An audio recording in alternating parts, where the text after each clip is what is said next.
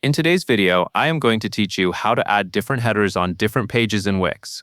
To begin, open your site in the Wix editor. This is where you will make all of the changes for your page layout and header design. Once your editor is fully loaded, go to the Pages and Menu section. This area lets you manage the individual pages on your site, and it is where you can control how each page is displayed. Next, find the specific page where you want a different header. Click the three dots next to that page to open more options. From there, select Settings, and then go into Layout. Inside the Layout settings, choose No Header and Footer. This is an important part of the process because it removes the default site-wide header and footer from that one page.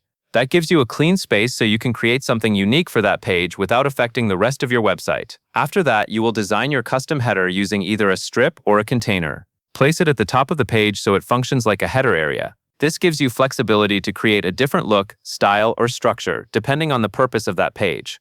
For example, you might want one page to have a simpler layout, a more promotional style, or a completely different visual design from the main site header. As you build the custom header, make sure it is aligned neatly and fits the overall style of the page. Keep the spacing clean and make sure the content inside the header is easy to read. Since this header is being created manually, it is helpful to check that it looks intentional and consistent with the rest of your design.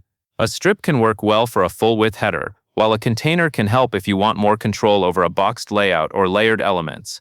Once you are happy with the result, click Publish. Publishing makes your changes live so visitors can see the custom header on that specific page. If you are creating different headers for multiple pages, you can repeat the same process on each one by removing the default header and footer, and then designing a custom header directly on the page.